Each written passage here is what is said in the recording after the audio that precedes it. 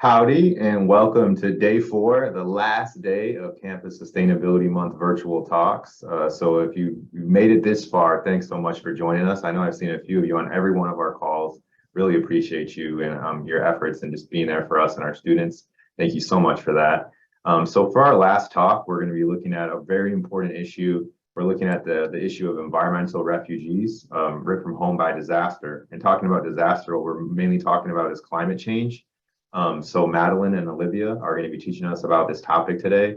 And when we think about climate change, I think we often maybe think about that as something far away from us or something that may not affect us. And living in the United States, living in a wealthy country, a core country, as we learned about yesterday, what that means is we're a little bit more insulated from issues of climate change, especially those of us that have more ability to have more wealth. So it's something that we don't often think about. But we are actually having environmental refugees already. We're having climate change disasters happening around the world. People are being displaced due to these disasters, and they're being forced to relocate. So just kind of thinking about if you ever found yourself in that situation and you had no choice but to relocate, are you gonna go back to it? what would you do in that situation? And that's what we're going to learn more about today. So, but before we get to that, I just want to go over the ground rules of our Campus Sustainability Month. You probably already know them all by now, but put your Zoom in side-by-side mode. That way you can see the presentation and the speaker at the same time. Live transcript is enabled, so if you would like to view this with subtitles, you're good to go. Please ask questions in the chat. It'll be a lot more interesting than questions that I'll come up with, so please do that. And also, this is being recorded. It will be on YouTube later.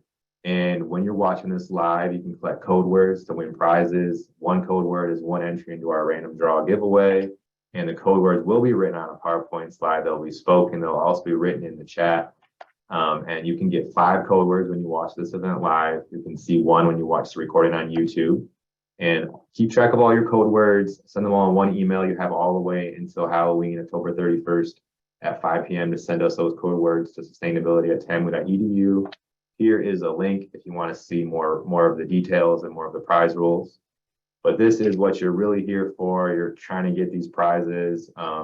Hopefully you're here for the really important knowledge as well. But I also understand these prizes are really, some really cool items here. There's going to be 1 tier 1 winner, 2 tier 2 winners, 5 tier 3 winners. Think about that. 5 of you could win a Squishmallow. I know everyone wants that Squishmallow. I've heard so much excitement about that. So hopefully 5 of you on this call are the winners. If it was up to me, those of you that have been on all these calls, you would definitely win. Unfortunately, it's random, so I can't promise you that. You could also win a Yeti, win a full moon dinner. So there's a lot of great things. You can even double up with Maroon Base. This is an app that you can utilize to get prizes for events you attend on campus. Make sure if you're using this that you check in. That's the key, check in. So with that, I'm going to stop talking. Madelyn and Olivia are going to teach us more about environmental refugees. So ladies, whenever you're ready, you can go ahead and share your screen.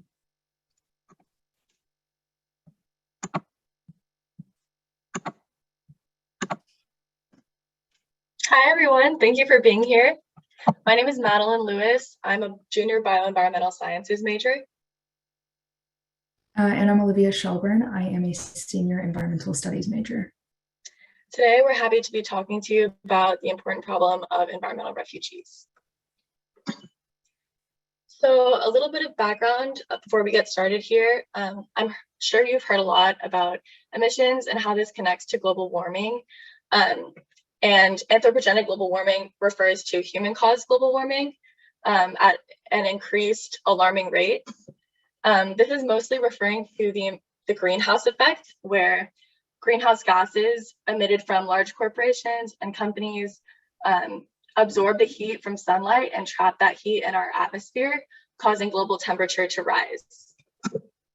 Large corporations contribute the most to these emissions and often try to find loopholes for creating more emissions that are exceeding EPA guidelines.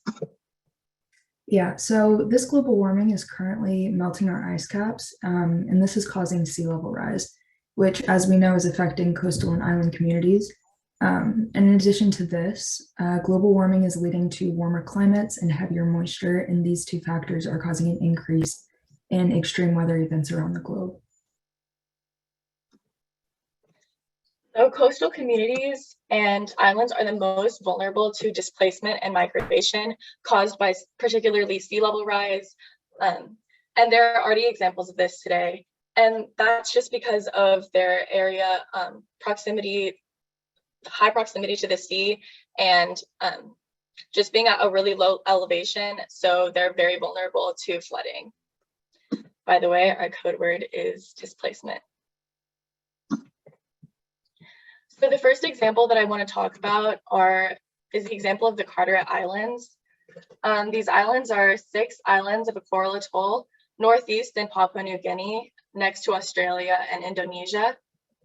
For their size, they're extremely densely populated islands, which means a lot of people are affected by this. A lot of people have been affected by the displacement caused by sea level rise.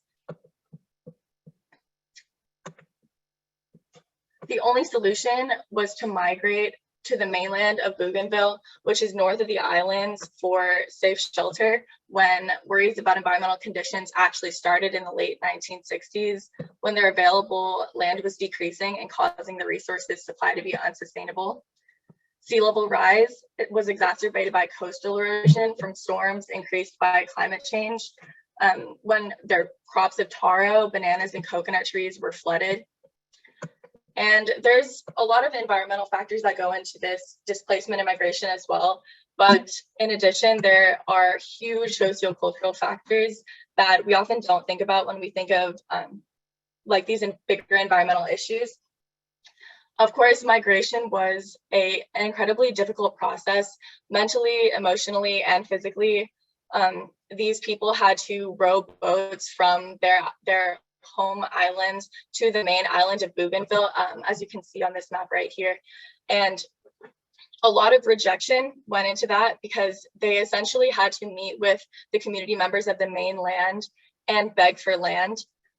When they had not established a relationship previously, there was a lot of mistrust in between the Carteret Islanders and the people of Bougainville. So there was a lot of rejection, a lot of no's when they asked for land, but they had to keep on attending meetings, and finally they did get land. And the first group of islanders settled in Cuviria, which is in Bougainville, in August of 1984. So this happened a while ago, started happening a while ago.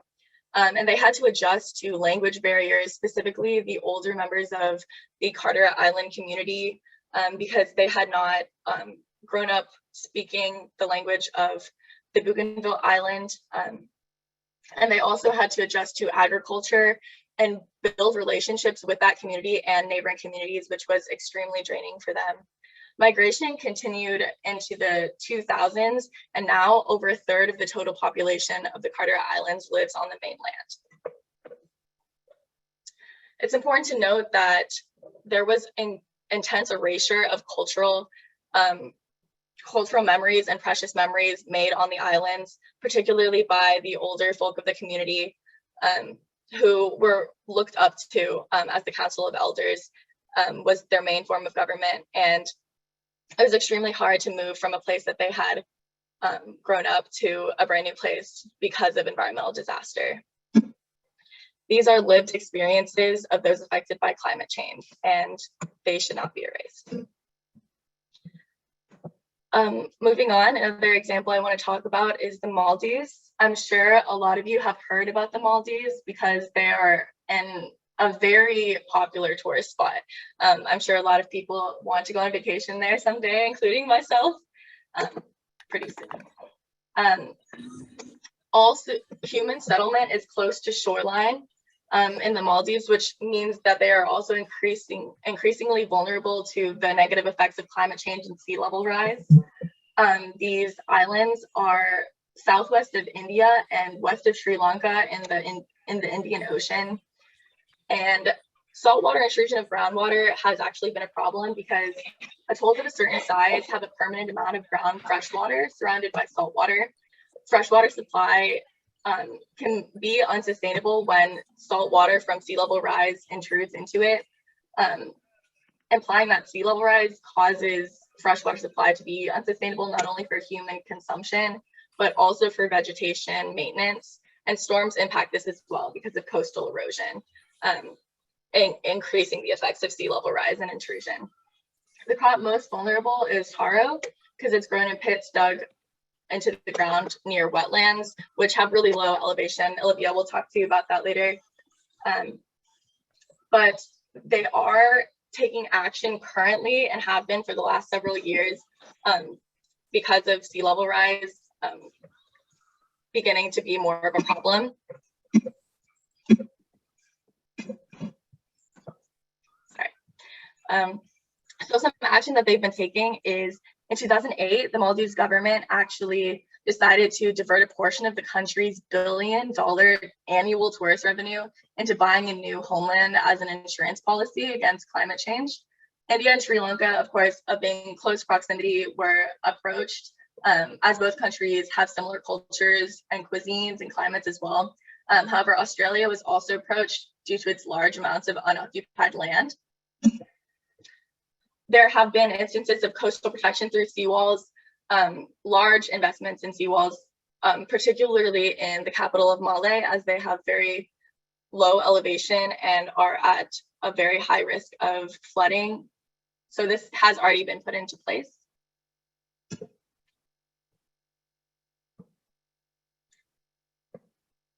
And there is a floating city proposal right now that is designed by the Netherlands-based Dutch Docklands and will feature thousands of waterfront residences and services floating alongside a flexible functional grid across a 200-hectare lagoon, which this is a brand new innovative idea that is already being proposed today because sea level rise is getting so crucial. There have been instances of financial instability, of course, as we're moving towards these investments into climate insurance and seawalls and floating cities, because the Maldives' income is mainly through tourism, as I mentioned before. So, of course, if they are experiencing problems of sea level rise and flooding, tourism will go down. In turn, their revenue will go down, and they won't be able to afford as many insurance plans. So they will have to end up being displaced and migrating to areas of higher elevation and farther proximity to the sea. Okay. So another negative effect of climate change is the increase of extreme weather events, which often lead to natural disasters. So we see natural disasters are the negative impact that follows from natural hazards. And these can be hurricanes, earthquakes, tsunamis, etc. But natural disasters range from certain levels of severity, but because of climate change, they're expected to worsen in terms of frequency, severity, and impact. We see this causing profound ecosystem responses such as intense precipitation, increased temperatures, floods, heat waves, etc. This is due to a major change in ocean temperatures, sea level rise, and acidity changes caused by global warming. So as of right now, scientists believe that coastal communities and island nations face the highest risk associated with climate change. We see this due to rising sea levels and their general proximity to the ocean. And it's no surprise that people living near the coast are going to experience heavier damage from extreme weather events because most of them happen to occur near the sea. This is going to heavily affect displacement and forced environmental migration. Just like Madelyn explained earlier, these coastal communities are already being pushed out of their region due to sea level rise. And even if they are able to avoid sea level rise, the extreme temperature or the extreme weather events are likely to be too consistent, damaging, and too costly to recover from. So why is this happening? So you can see from the chart on the screen that most natural disasters are expected to have a massive increase within the next century, and they're already happening right now. So we've especially seen this in an increase in meteorological events and hydrological events, as depicted in the graph. We can already see it happening with events such as Hurricane Harvey, and more recently with Hurricane Ian in Florida. So climate change causes drier land and warmer waters.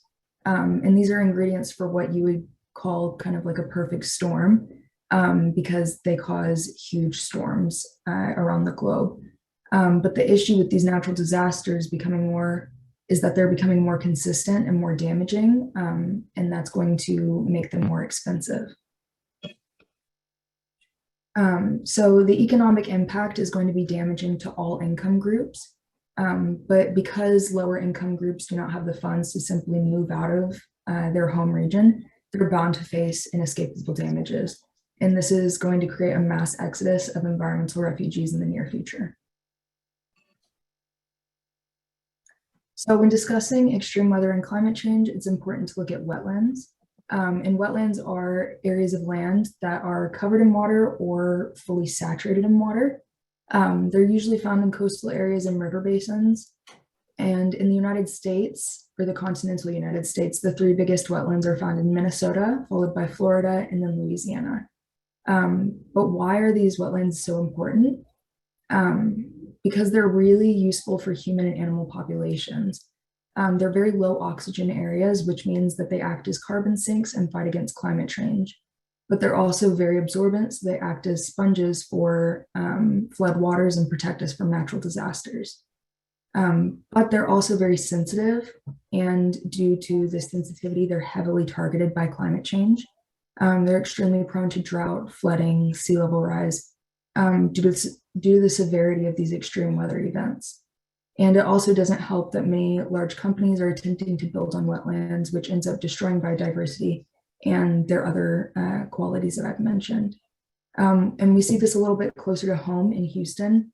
The city is built on a bayou, and that's the reason for most of the horrible flooding in the area that we have recently seen in Hurricane Harvey.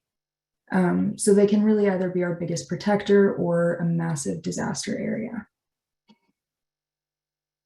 So this is a map of the wetlands in the United States.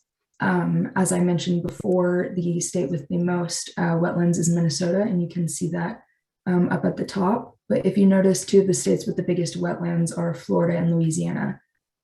Because they're located on the Gulf of Mexico, they're very sensitive to climate change, and it's already showing in their communities. So what does all of this have to do with environmental refugees? Well, we're already seeing environmental migrations in the United States. For example, Louisiana is already experiencing extreme weather and its effect on wetland degradation. In the Isle de Jean Charles, hurricanes, floods, and drought have had massive ecological impacts on the land, and it's really affecting the people already living there.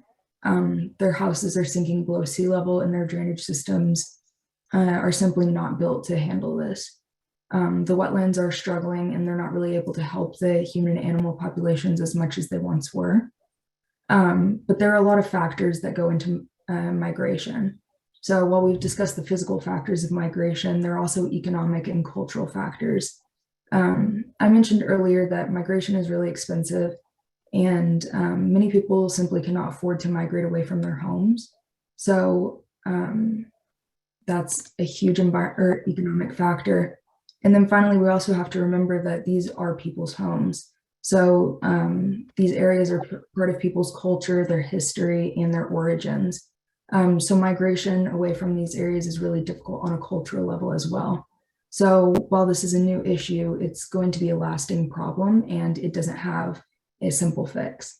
So this isn't going to be the last time that we're going to hear about extreme weather events. More and more people are going to become victims to forced environmental migration, but that's why it's so important for us to discuss that today. So in conclusion, anthropogenic climate change and global warming are becoming increasingly crucial. We must not erase the lived experiences of climate refugees. And we must realize at the same time that the blame is mostly on large and unethical corporations rather than the individual, especially those most vulnerable to the effects of global warming, as these people are disproportionately affected because they're the least responsible for greenhouse gas emissions, but are hurt the most by the consequences. Okay, thank you for coming to our talk. We are here for a few minutes to answer any of the questions that you'll have. All right, you heard it from Madeline and Olivia right on the screen. Talk to us. Now is your chance to ask us some questions. Ask Madeline and Olivia some questions. I have a few I can ask to get us started. If y'all want to get your thoughts going. So, have you looked at all like up into like future projections with climate change caused migration and kind of like what that kind of might look like in terms of how it might impact those of us living in the United States and even like Texas? You know, is Texas going to be somewhere we can continue to live in the future with climate change? Have you looked into that at all?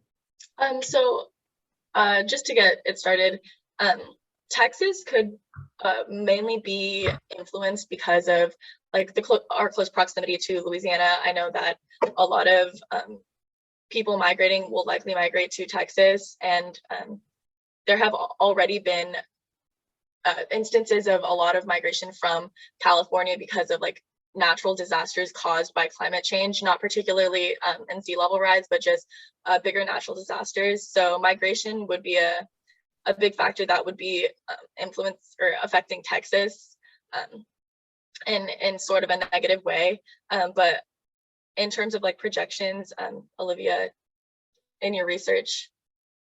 Yeah, so in like within the next 100 years, we have the projections are looking pretty bleak as of right now. So a lot of areas, even in Texas and especially below Texas and countries like Mexico and more island nations off the coast of that are going to be experiencing a lot of environmental disasters.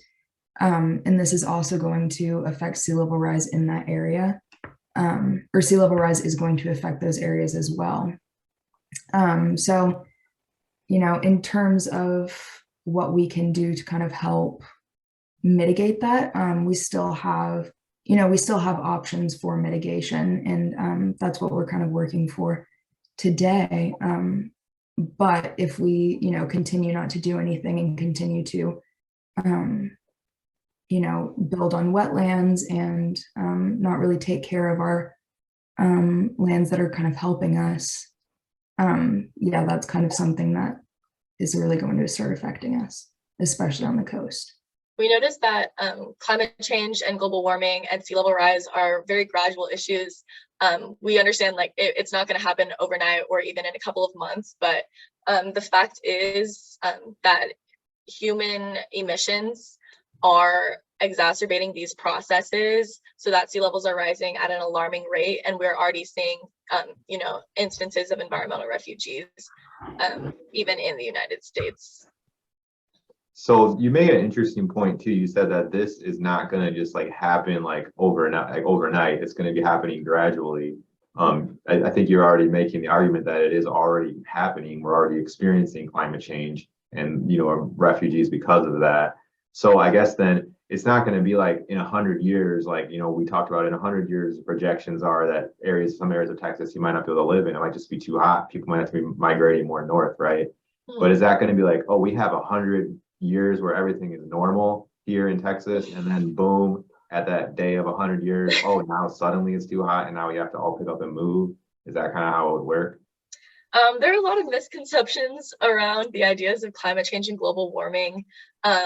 Like a lot of people are really intense about it, saying, you know, in the next 12 years, something big will happen, or in the next 100 years. It's a gradual process, and as we both explained, it's happening currently. So there's not a certain date or a certain month where everything will just sink, but over time, sea levels are rising and rising. Instances of the frequency and severity of natural disasters such as hurricanes, droughts, flooding, disasters are going to increase year by year, and we're already seeing those today. Yeah, and they also, I mean, it's not really, you know, it's not something that you just see one day. So, but you know, it's kind of like a gradual thing. So in terms of severity, you know, severity can only increase so much in a certain time period. But you know, if you look at like how consistent and how severe the natural disasters have been happening in the United States, from now in the past 50 years, you can see a gradual incline. And so it's not something that you're just going to see overnight, but something that happens more gradually. So we had a question in the chat.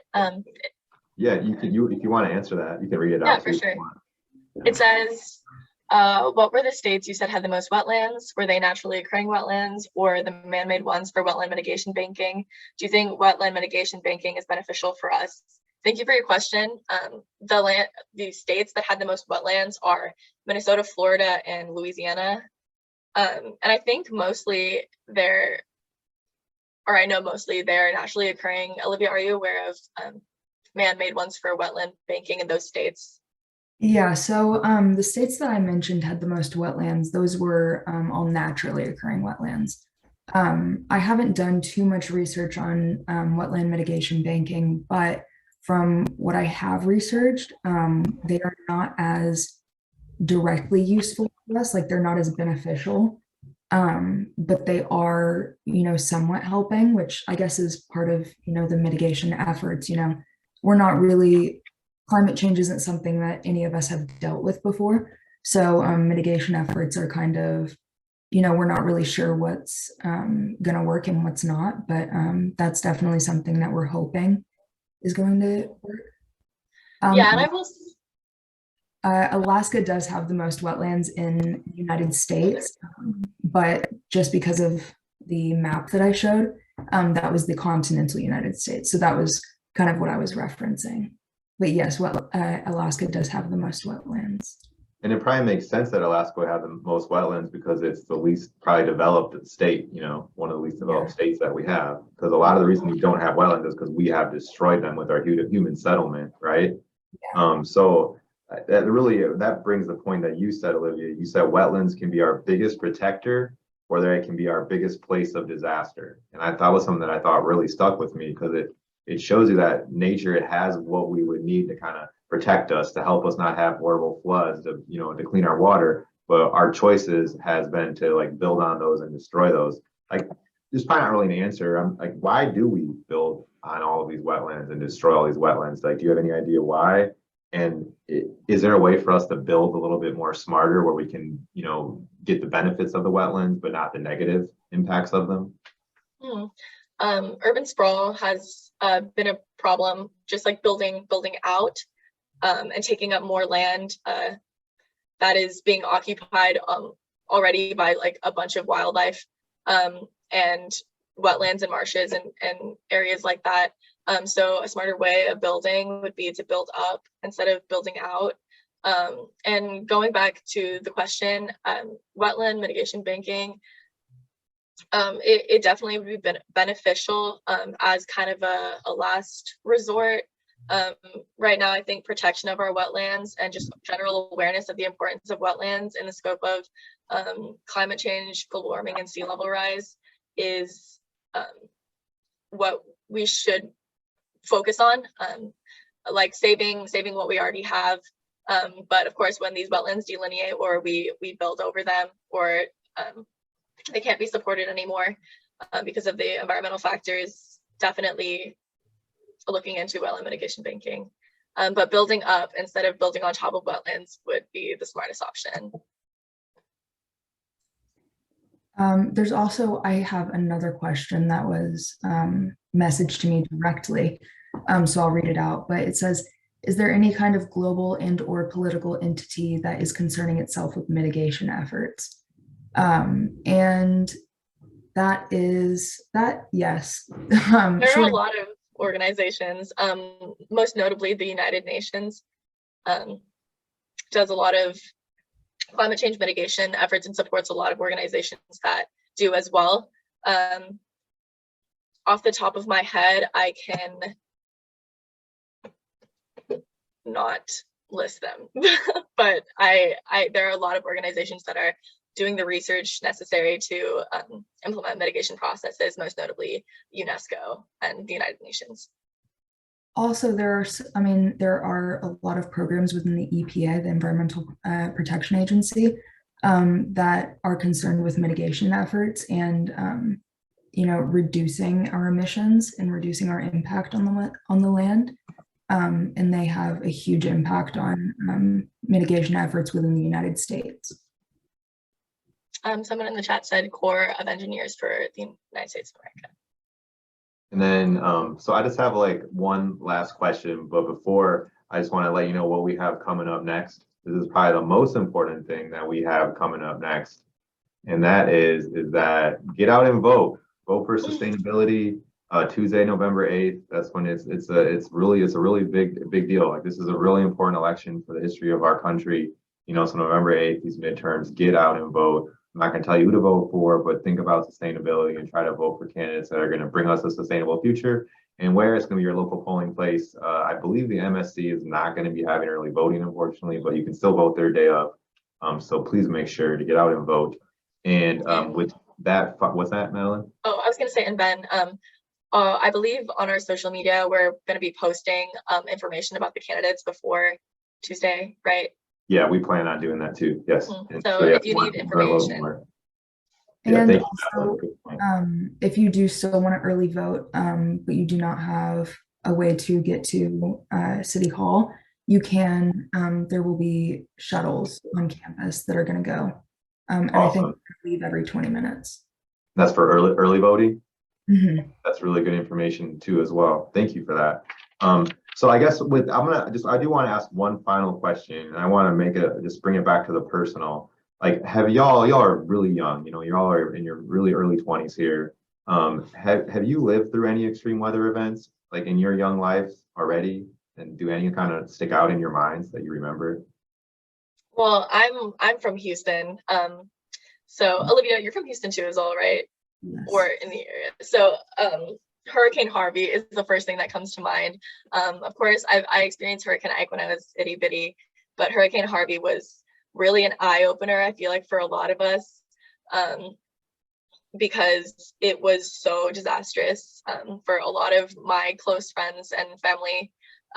Luckily, my house didn't get flooded, but I viewed with my own eyes people's houses being flooded. I helped clean up, and the flooding issues generally in Houston. It's very apparent that land was not the best land to build over, and just seeing these increased weather events and hearing them on the news, it really opens my eyes further to the negative effects of climate change.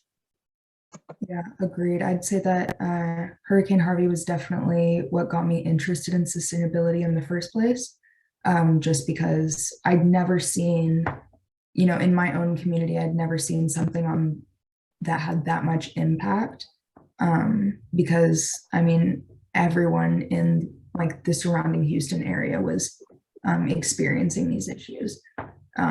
Yes, and then also in the comments, someone said the snowstorm, and that is also another one. I'd never really seen anything like that before, but you know, just in College Station, there were so many people that, you know, were without food, without water, without electricity, heating, and that was another really eye-opening situation.